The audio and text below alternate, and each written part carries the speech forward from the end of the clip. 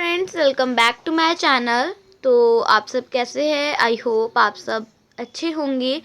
तो ना, क्या है, जैसे कि एक तो मेरे को कमेंट आया था कि आपने ये आंसर 20 सेकंड में करा, जो था कि एक पेड़ पे 16 पक्षी बैठे हैं तो 9 पेड़ों पे कितने बैठेंगे। हाँ भाई, मेरे लिए तो 20 सेकंड क्या 10 सेकंड का भी नहीं था। ये सिंपल सी बात है, हमें एक पेड़ के दे रखे हैं तो हमें 9 पेड़ों के निकालने, तो 16 इंटू 9 144।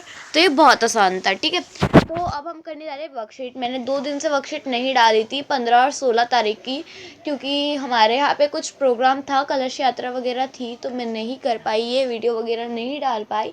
I am sorry. तो चलो करते हैं।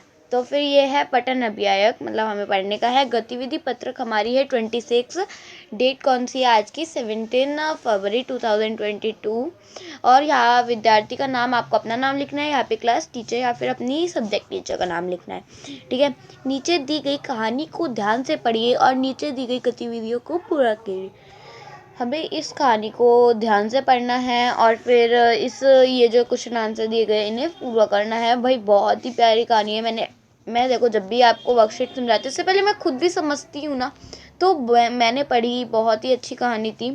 तो चलो आप भी पढ़ो मेरे साथ। ओके, आप मेरे साथ साथ पढ़ना। तो ये है, किसी घने जंगल में गिद्धों का एक झुंडा रहा करता था। उनका पूरा झुंड एक साथ उड़ान भरता और साथ में ही शिकार करता था। तो क्या था, एक बहुत ही घना जंगल था। वहाँ पे क्या थे, गिद्ध, तो आपको पता ही है, जो ये सब वो खाते हैं, जानवरों को खाते हैं, वो थे गिद्ध। तो वो जब भी जानवरों को उड़ने के लिए ढूंढते ना, तो वो एक साथ ही उड़ते, झुंड था उनका, एक साथ उड़ते और एक साथ ही शिकार करके खाते। एक बार वो सभी उड़ते उड़ते किसी टापू पर पहुंच गए। वहाँ बहुत से मछली और मेंढक रहा करते थे। तो एक बार जब वो उड़ रहे शिकार के लिए, तो वो एक टापू पे पहुंचे। टापू मतलब जहाँ पे जैसे पानी होता है, ऐसे पानी पानी होता है उधर, जैसे जानवर रहता है। टापू आइलैंड, हाँ आइलैंड, थोड़ा सा स्पेस होता है, उसी के चारों तरफ फिर पानी पानी होता है। तो वो एक टापू पर पहुंचे जहाँ पर क्या था, मछली मेंढक भरे हुए थे पूरे पानी से। ठीक है, समुंदर में भरे ही पड़े थे मछली और मेंढक। उन्हें वह टापू बहुत अच्छा लगा। अब भाई उनका तो काम हो गया, हम रोज की रोज यहाँ से खा लेंगे मछली, और वो उन्हें उड़ना नहीं पड़ेगा, आलस नहीं, मतलब वो उड़ना नहीं पड़ेगा। अब उन्हें तो आलस सा आ गया। ठीक है, वो वहीं पे रहने लगे। उनके खाने पीने और रहने की सारी सुविधाएं उस टापू पर मौजूद थी। देखो, पानी पी सकते थे, वहाँ से खाना खा सकते थे, आराम से रह सकते थे, तो सब कुछ हो गया। तो वो उन्होंने सोचा यही रह लेते हैं। सभी गिद्ध उसी टापू पर रहने लगे। अब उन्हें शिकार के लिए कहीं जाना भी नहीं पड़ता था। तो मैंने बताया ना, तो वो वही रहने लगे। अब क्या था, अब तो बस, अब उन्हें क्यों जाना है शिकार पे, अब तो उनके पास सामने खाना है, खा लो बस। अब वो वहीं पे बस आलसी की तरह पड़े रहे, वहीं पे खाते, वहीं पे पीते, वहीं पे रहते, कभी उड़ते ही नहीं थे। सभी बिना किसी मेहनत के भरपेट भोजन करते और उस टापू पर आलस से जीवन जीने लगे। उसी झुंड में एक बूढ़ा गिद्ध भी रहता था। तो क्या था, तो अब उन्हें भरपेट खाना मिलता था, रोज की रोज, जितना चाहे उतना खा लो, उड़ना नहीं पड़ता था। तो वो आलस के जीवन जीने लगे कि आलसियों की तरह करते थे, बस आ गया खाना खा लो, कोई मेहनत नहीं करते थे। तो फिर उसी टापू में, मतलब उसी झुंड में, जो गिद्धों का झुंड था, वहाँ पे एक बूढ़ा बूढ़ा गिद्ध भी था। ठीक है, अपने साथियों की आलस भरी दशा देखकर उसे चिंता होने लगी। वह गिद्धों को कई बार चेतावनी भी देता, मित्रों, हमें फिर से शिकार की उड़ान भरनी चाहिए ताकि हम अपनी शिकार करने की कला भी मजबूत बनाए रख सके। अगर ऐसे ही आलस करेंगे तो एक दिन हम शिकार करना तक भूल जाएंगे। तो क्या था कि जो बुड्ढा गिद्ध था, उसे ना, वो बहुत ही अच्छा था। उसे ये नहीं था कि उसे आलस जीना नहीं पसंद था, उसे आलस अच्छा नहीं लगता था। तो वो क्या चाहता था, उसे चिंता होने लगी कि सारे गिद्ध आलस कर रहे हैं। तो फिर वो सब गिद्धों से बहुत बार चेतावनी देता था कि क्या कहता है कि हमें फिर से शिकार के लिए उड़ान भरनी चाहिए, हमें शिकार करने उड़ना चाहिए। भले ही हमारे सामने पूरा भोजन है, फिर भी हमें उड़ना चाहिए, क्योंकि कभी हमें ऐसी सिचुएशन आ जाए तो हम भूल ना जाए शिकार करना। आज आप भी अगर समझो 10 सालों तक उड़ो, मतलब क्या कहते हैं, घर से बाहर नहीं निकलोगे, और फिर 10 साल बाहर 10 साल बाद बाहर निकलोगे तो वो आपको अच्छा ही नहीं लगेगा, आपको यही नहीं पता होगा दुनिया में क्या चल रहा है ना। तो यही सब वो कहना चाहता था कि क्या कहते हैं, हमें अपनी शिकार करने की कला को भूलना नहीं है, हमें उड़ना रहना चाहिए, ठीक है। इसलिए हमें जल्दी ही अपने पुराने जंगल में वापस जाना चाहिए। उसे बुड्ढे गिद्ध की सलाह सभी गिद्ध करना तक भूल जाएंगे, मतलब सलाह सुनकर सभी गिद्ध करना तक भूल आई एम सॉरी सलाह सुनकर सभी गिद्ध हंसने लगे और यह कहकर मजाक उड़ाने लगे कि ये हमें आरामदायक जीवन छोड़ने जाने की सलाह दे रहा है। तो क्या है, सॉरी मैंने बीच में पता नहीं मैं कहाँ से क्या बोल गई थी।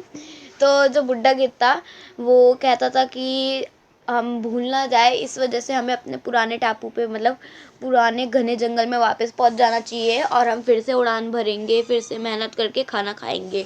तो फिर जो और लोग और गिद्ध होते थे ना वो हंसने लग जाते थे कि ये बुड्ढे को देखो, हमें तो ये आरामदायक जीवन छोड़ने के लिए कह रहा है, ये पागल है, ठीक है। तो इसी प्रकार शेष गिद्धों के झुंडों ने उस टापू से जाने से मना कर दिया। तो जो सारे गिद्ध थे ना वो कह रहे हम पुराने टापू पे नहीं जाएंगे, हम तो इसी टापू पे रहेंगे।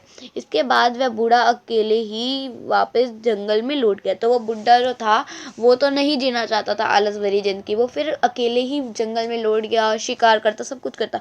कुछ दिनों के बाद उस बुढ़े गिद्ध ने सोचा कि बहुत समय हो गए, चले उस टापू पर जाता हूँ और वह वहाँ पर अपने साथियों से मिलकर आता हूँ।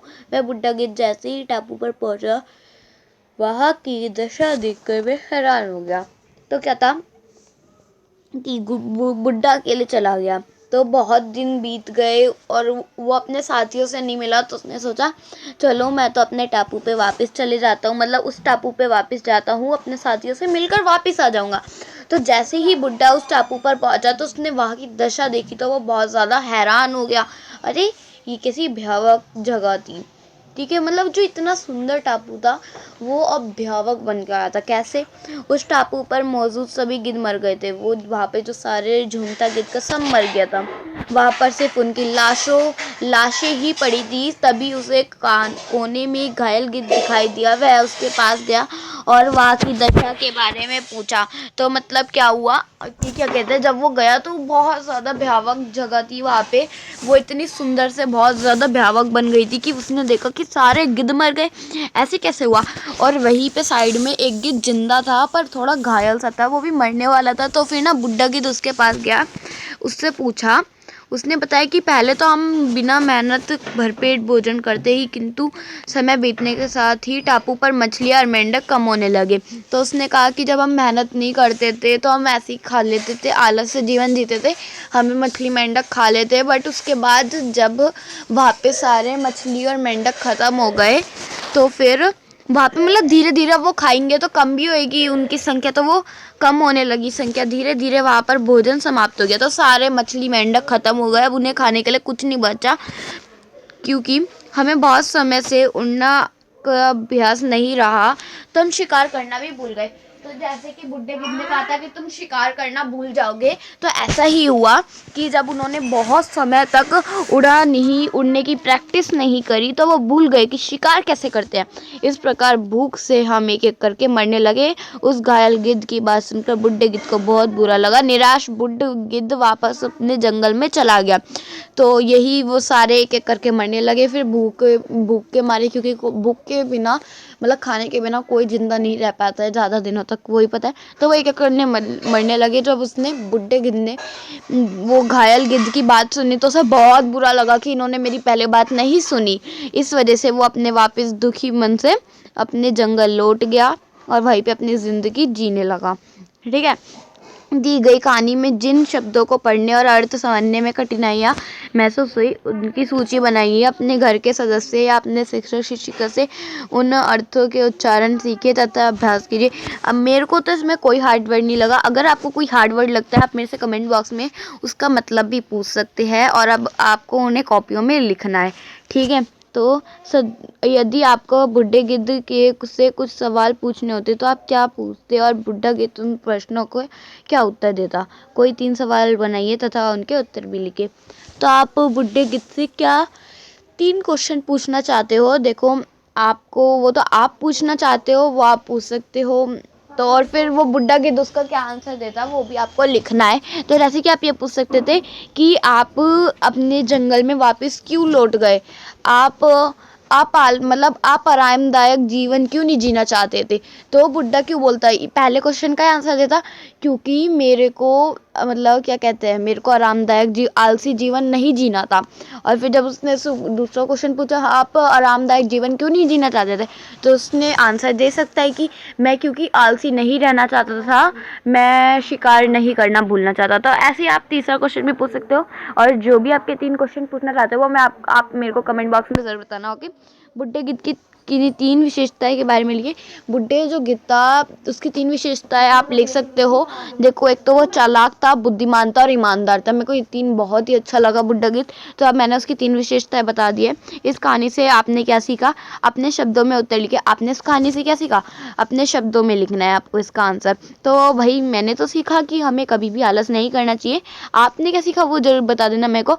वैसे तो मोस्टली इसका मोरल यही है, हमें कभी वो नहीं करना चाहिए, आलस कभी नहीं करना चाहिए, आलस बुरी बला होती है। ठीक है, कोविड के संदर्भ में उचित व्यवहारिक संबंधित सेवी मैसेज, सेवी की तरफ से मैसेज आया कोविड से बचने के लिए, ताकि हम कोविड से बच सके। आपको पता है कोविड की वजह से हम स्कूल भी नहीं जा पा रहे, कितनी वैसी सिचुएशन आ गई है। 2 गज अथवा 6 फुट की शारीरिक दूरी का पालन कीजिए। हमें 2 गज और 6 फीट की दूरी का पालन करना है, जैसे कि यहाँ पे दिखाई भी गया है 2 लोगों के बीच में। तो यही था, इससे कोविड के चांसेस कम हो जाते हैं। तो यही थी आज की हमारी वर्कशीट, बहुत ही अच्छी थी। तो इससे का क्या मोरल है, हमें कभी भी आलस नहीं करना चाहिए, आलस बुरी बला है, आलस हमें कभी भी नहीं करना चाहिए। हाँ, पर सर्दियों में तो कर सकते हैं क्योंकि सुबह उठा ही नहीं जाता कंबल से, है ना। तो चलो कोई बात नहीं। I hope you like this worksheet and if you like it so please like share and subscribe my channel and thanks for watching. Bye bye guys.